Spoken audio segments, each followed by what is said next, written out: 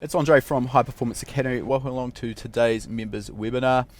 During the webinar itself, we're going to be covering a topic that I know there's a lot of confusion and a bit of misinformation around, and we've really been trying for the last 6 months to put together some testing so we could get some solid data on this. The topic's going to be, is a blow-off valve actually necessary for your particular application?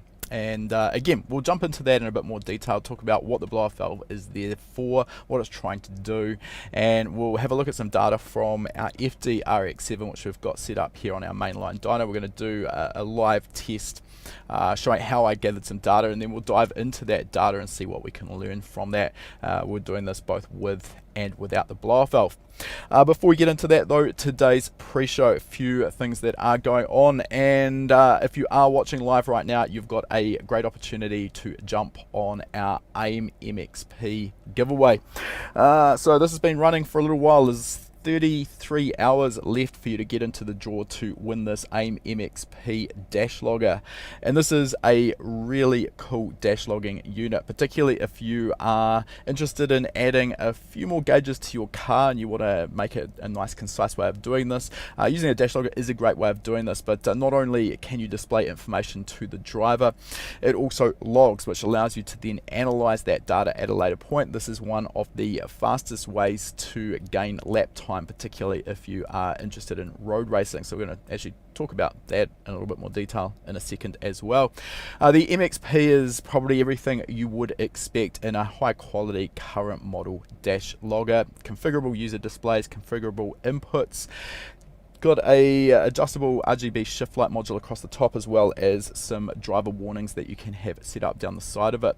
Quite like the form factor of this as well. It's going to fit nicely in most factory gauge clusters. You've got some control buttons on the side as well, meaning that you don't need to wire up additional buttons necessarily to use it.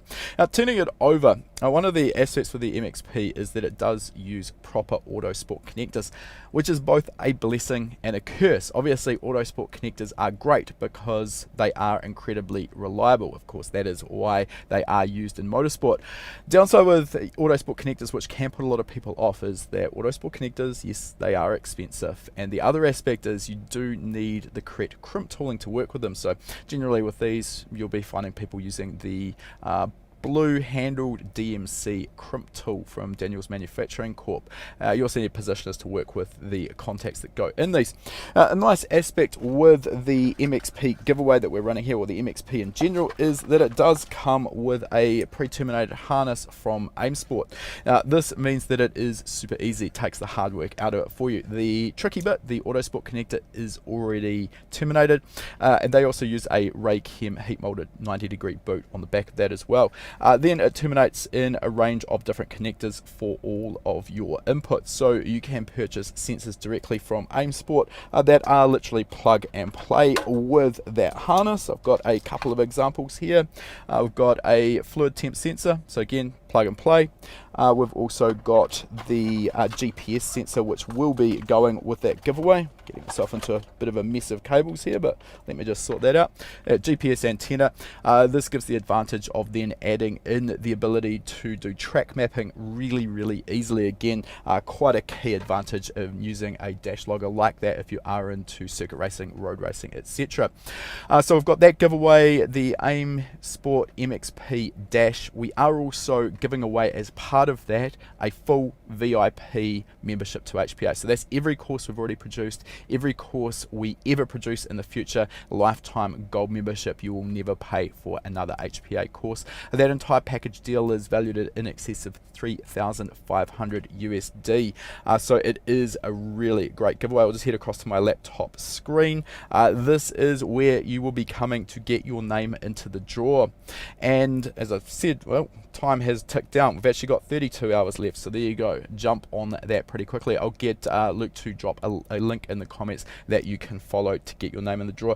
I believe there are a few other little tasks that you can complete as well to give yourself more entries into that draw, so do not miss out. Only 32 hours left. It is an amazing giveaway package. Now, talking of giveaways as well, at the moment we are running a giveaway for our sister company RaceCraft. So RaceCraft, if you've been hiding under a rock, pretty much like HPA for those of you who want to learn how to modify, optimize and drive your race cars better, we've teamed up with New Zealand company Racetech, who make seats, and they are giving away one of their RT4100HR seats. This is a seat that we know really well because we've got these seats in our 350Z, our Toyota 86s. They're an amazing seat. One of the really nice features with this is the HR stands for head restraint. So that's where you see the seat does wrap around the driver's head. We've seen more and more of this come about over the last decade or so as people have learned more about what happens during high impact crashes on the racetrack. And of course, the driver's head moving side to side is a big problem, and that can cause neck and head trauma. So that head restraint basically limits how much your head is going to move, the helmet's going to contact the head restraint on the seat. The other aspect with the 4100HR is that it is what's referred to as a rear mount seat. So this allows the rear of the seat to be fixed to the roll cage rather than just fixing the seat through the base. So there's a couple of advantages of this. First of all, it's safer again in a side impact, so the seat is not going to move so much. It's going to do a better job of supporting your body. Subtle aspect of this as well is that it actually doesn't move around as much, so the seat won't flex. The driver is going to be held more rigid, so this allows the driver to do a better job of sensing what the car is doing, how it's moving around. So I've got that Racetech 4100 head restraint seat, also a 6-point lightweight harness, and we're also going to add in our RaceCraft training courses. So the entire package there valued at over $1,500 US. Again, that package we will ship to anywhere in the world, so don't think that you're going to miss out just because you're not in New Zealand. 98% I think of our customers are not in New Zealand, so we will ship anywhere in the world. You will not miss out. 17 days left for that giveaway. Again, I'll get Luke to drop a link into the comments that you can use to get your name into the draw. Now, considering today I am sitting in our FD-RX7 project car, it's a good time to talk about why it is on the dyno. Obviously today we are using it for a blow-off valve members webinar, but I have been busy over the last week filming a full worked example for our practical standalone tuning course. So that's going to be added in. We're hoping that it might be finished sometime next week, and this is something we have been asked for time and time again, rotary specific tuning information. And the reality is actually quite interesting that the way a rotary engine works, despite the fact that yes, obviously it works on a completely different principle internally, the engine itself actually responds in a very similar way to fuel and ignition timing compared to a piston engine. But of course, when it comes to rotary tuning, there are some caveats. First of all, probably if you've ever been around anyone who's owned a rotary or tuned a rotary, you've probably heard horror stories about their reliability. And this is something I noticed during my tuning career. Would have customers rock up with a rotary engine on the back of a trailer in their car ready for a tuning session, and they'd have a real forlorn look on their face, and the reality was they were kind of expecting the engine to blow up before they'd even unloaded it off the trailer and got it onto the dyno. And there's a couple of reasons why rotaries have this unfortunate reputation. One is that because the rotary engine internally is considered to be pretty simple, and compared to a piston engine, yes, to a degree it is, people think that they can rebuild that engine in their back shed with a bent spoon, a cold chisel, a hammer, and maybe a 6-pack of beer. Now, the reality is if you do that, you're probably going to get the sort of results that you could expect. Rotaries do need to still be treated with a care and attention to detail, and they need to be assembled right if you want any chance of reliability. The other aspect that goes hand in hand with this is people that take rotary engines to tuners that have never tuned rotary engines, and surprise, surprise, it goes about as well as you'd expect. The rotary engine does need to be treated a little bit differently. So in particular, I'm not going to get too far into this because that's what our worked example is going to be for, but in terms of fueling, typically we do need to run the rotary engine a little bit richer. So we're going to be using different air-fuel ratio targets compared to what we would use for a comparable piston engine making similar power. The key one though, the big one, is in the ignition timing, and the rotary engine is incredibly intolerant of almost any level of detonation.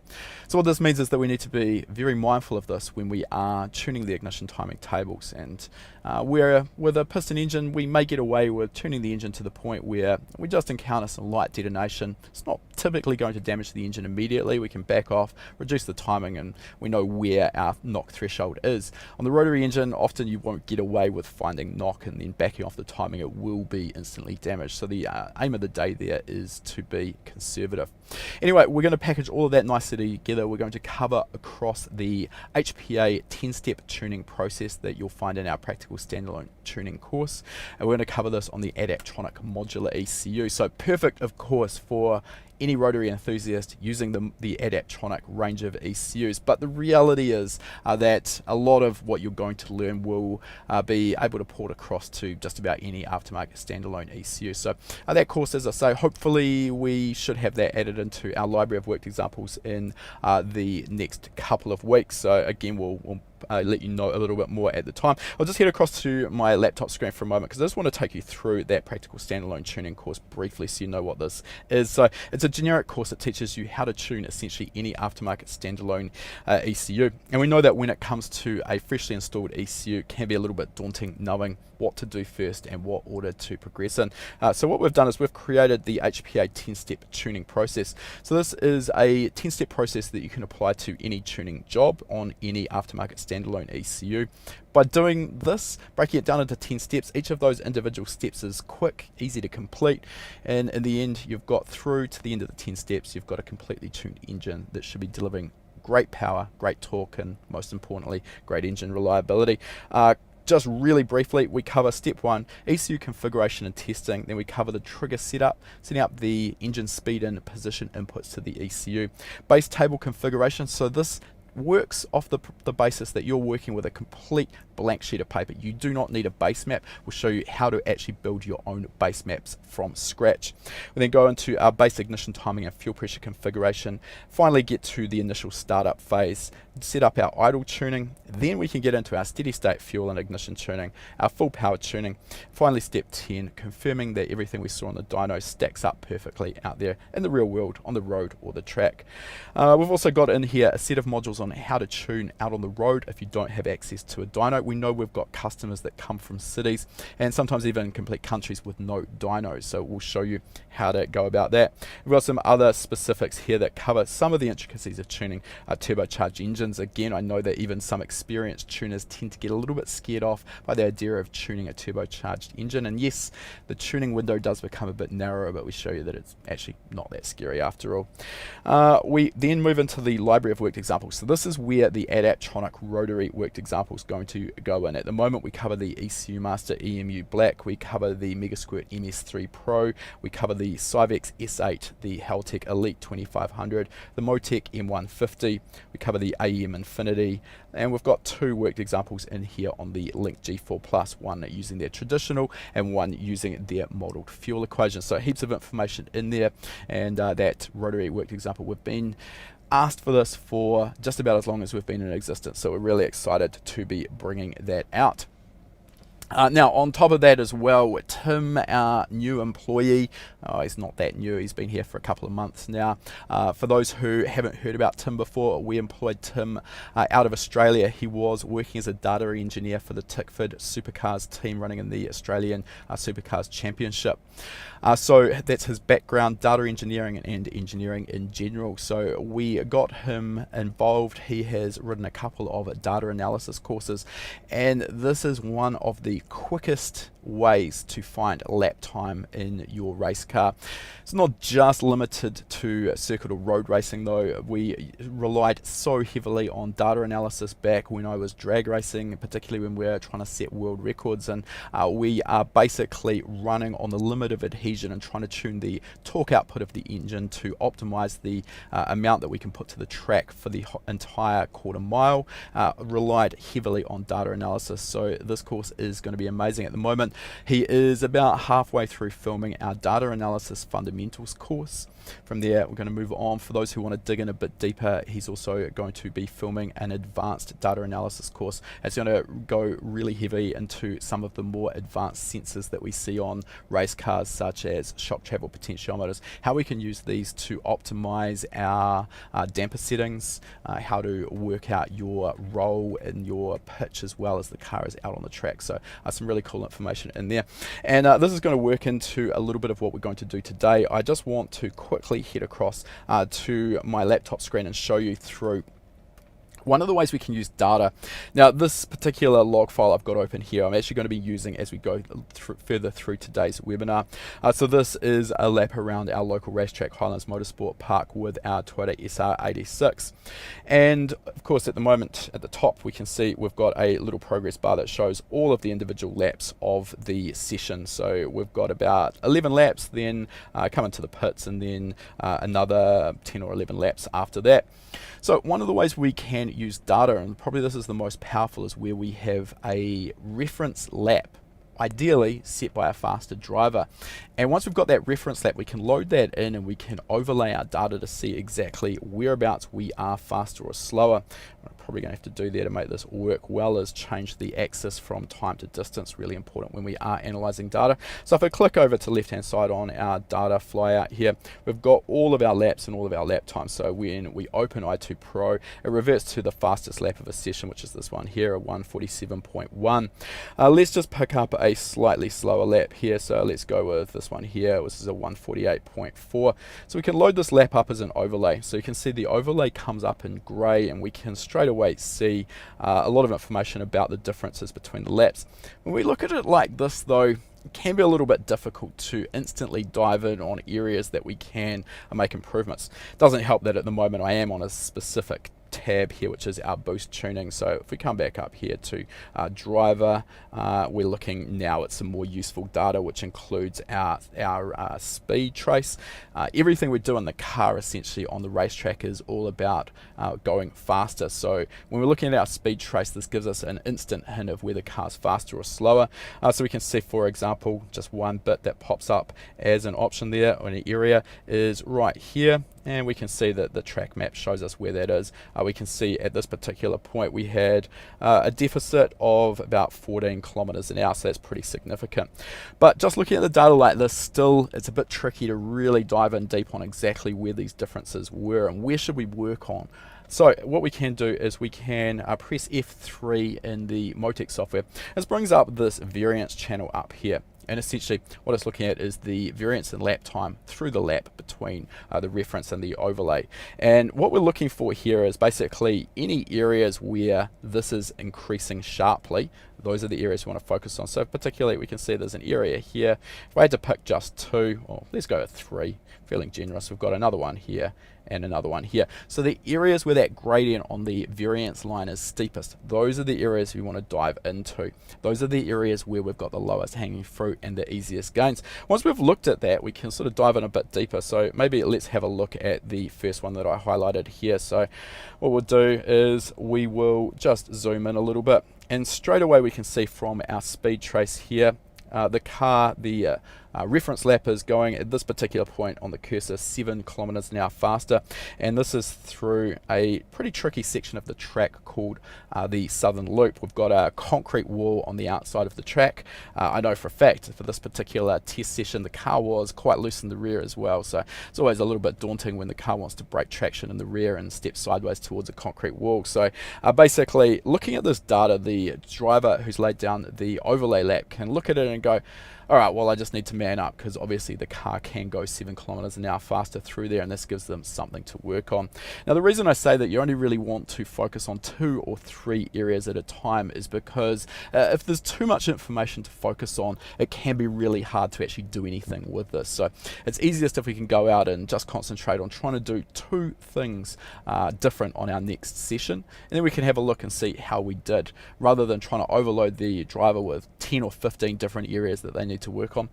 Chances of that working are almost negligible. Now, obviously I've just looked at some data here from Motec, or in Motec i2 Pro. Every data analysis system is going to be fundamentally a little bit different. There will be differences in the way it looks, the way it feels, where your menus are, the hotkeys, etc. But it doesn't really matter what data analysis package you're using. The software will provide the same functionality. And this is important because the data analysis fundamentals course does not require you to spend thousands and thousands of dollars on high-end MoTech data analysis equipment.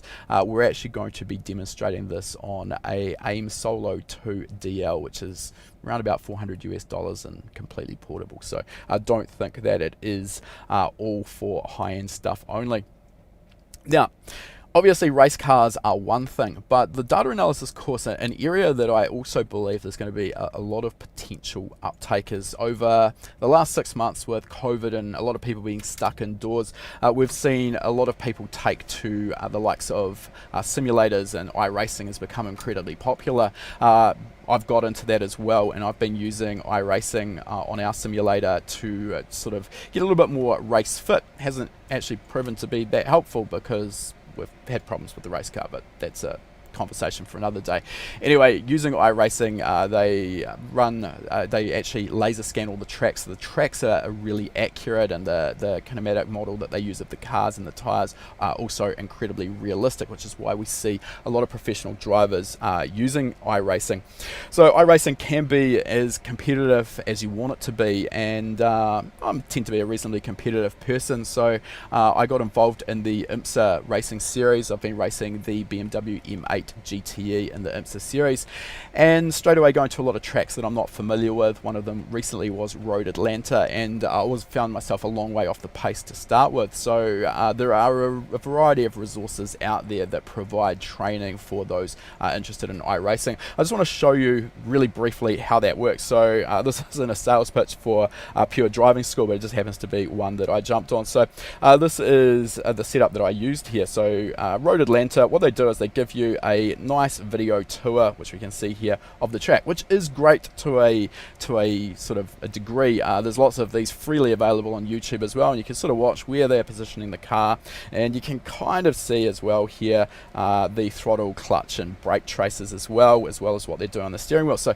better than nothing, definitely, and it's a nice visual, so it'll show you the driving line. Benefit there, definitely, but it's hard to dive in too deep on a video lap of the track. So what they also provide is a telemetry file, so this is in i2 format, i2 Pro, and then using a freely available converter, you can actually get data analysis information or telemetry data out of iRacing, and then you can do exactly what I just showed you, overlay your laps with a pro driver and a reference lap and find out where you're losing that time. So that reference lap there was a 15.4. I think at the start I was doing 18.9s or something like that around Road Atlanta. Over the course of a few practice sessions and a couple of races, I got that down to a 16.1, primarily though from that telemetry and just looking at the areas where I knew that I needed to go faster. We're learning exactly how much faster I could go through a certain corner, what amount of brake pressure I should be using as well. So just even if you're not into necessarily racing your own car in the real world, if you are serious about iRacing or racing simulators in general, this data analysis course is also going to be helpful for that. Alright, a couple of things that have been going on over the last couple of weeks as well with our social media channels. So a video that is actually a little bit of an older one. We relaunched this just recently because there is a lot of confusion about this topic, breaking in or running in a fresh engine. So we filmed this when we were doing the engine break-in on our Toyota FA20 after we had fitted a set of BC Racing connecting rods, still running the factory pistons. So we just talk about the process of breaking in an engine, what we're actually trying to achieve with engine break-in, break down some of those myths and misconceptions, and I'll give you within that video as well the exact same process that I've used over 20 odd years now in the industry. I have run in or broken in probably upwards of a couple of hundred of freshly built engines, both the ones that we've built in-house as well as other ones that have been brought to me using the exact same process. You can see how that's done. Check that out on our YouTube channel. If you look at our latest videos, it's just a couple back in there. Also, just a highlight, I put up this on our Instagram a couple of days ago. So this is one of the additions we have made on our Toyota SR86, our SR20 VE engine. Again, if you've been following our dramas, you'll know that we had a bit of a serious incident at the first round of the racing series, which could have easily been avoided if we'd had all of the data on the car that we had already intended to fit. One of those sensors is an individual cylinder Lambda sensor. So this isn't the exhaust downpipe, this is actually the headers, the Synco exhaust manifold from our Nissan SR20, and what we've got here is individual cylinder Lambda bosses welded to that manifold. There's a couple of advantages in doing this. What it allows us to do, of course, is detect the actual air-fuel ratio in each exhaust runner. Normally we'd do this with a single sensor fitted post-turbo, which is fine, but what that's doing is it's reporting on the average air-fuel ratio across all 4 cylinders. And this can mean that one cylinder might be a bit rich, another might be a little bit lean, and the average kind of still works out on our target. And lightly modified engines, that's probably not a big issue, but as we start to push the boundaries a little bit harder, and a cylinder that's just a touch lean can actually become problematic. So this allows us to see exactly what's going on. But there's some downsides as well. First of all, the exhaust manifold pre-turbo is a pretty nasty place. There's a lot of pressure in there, and there's also a lot of heat, and the sensors don't like that too much. The other aspect is the size of the runner that we've got here. Obviously we don't really have much here for scale, but I think off the top of my head we're around about a 42mm runner, give or take, but pretty small. Normally the sensor that goes in here will extend right out into the exhaust flow, because it should normally be in your main exhaust system, which is much larger in diameter. Doesn't pose much of a flow restriction in the main exhaust. If it was extended into the header primary like that, it would cause a massive restriction. So what we're using, these weld bungs here are actually from AEM, and they're designed purposely for this, to mount the sensor essentially flush with the exhaust manifold runner wall. And this gets it out of the flow, it gets it away from the main source of heat, and it also means that we don't have that restriction. The other aspect here with these bungs is that they are grooved there, so the idea is to get some heat dissipation from the sensor itself to help with sensor life. At the start of my career, trying to do something like this would have been prohibitively expensive. Wideband controllers were rare and very expensive. Putting 4 of them on a 4-cylinder engine would have been a pretty major task. These days though, wideband controllers now are really affordable, lots of manufacturers making them, so it's actually a technology that is worth considering. One other consideration there with pre-turbo Lambda sensors is that the Lambda reading is actually affected by exhaust manifold back pressure, which is easy to overlook. And this means that if you aren't compensating for exhaust back pressure, you need to understand that your readings will not be accurate. Personally, I don't find this to be a problem, because I'm not using the individual cylinder Lambda sensors for actual fuel tuning. I'm kind of just using them for individual cylinder fuel trimming. I still use the post-turbo Lambda sensor for my fuel tuning, and in this way it doesn't really matter what those sensors are reading. We could be looking at Lambda values, we could be looking at fluffy unicorns, it doesn't matter. I just want to know that I've got the same number of fluffy unicorns coming out of each cylinder. Actually, hopefully we haven't got any fluffy unicorns coming out of the cylinder, but hopefully you get the idea that the specific or accurate number from that sensor is not so critical. We're just looking at the comparison from one cylinder to another. Alrighty, just one more reminder before we jump into our webinar. AiM MXP 6-inch Dash Logger giveaway. Only 32 hours left to run. I've been talking so long, it's probably only 31 hours left. Jump on that deal. Again, I'll get Luke to drop that link in the comments that you can follow. Likewise, there's a little bit longer to go with the Racetech RaceCraft giveaway, but jump on that as well. Get involved before you forget. It's a great giveaway, both of them are. Alright, thanks for watching the pre-show there. Give me a few moments and we'll get started with today's lesson. If you like that video, make sure you give it a thumbs up, and if you're not already a subscriber, make sure you're subscribed. We release a new video every week. And if you like free stuff, we've got a great deal for you. Click the link in the description to claim your free spot to our next live lesson.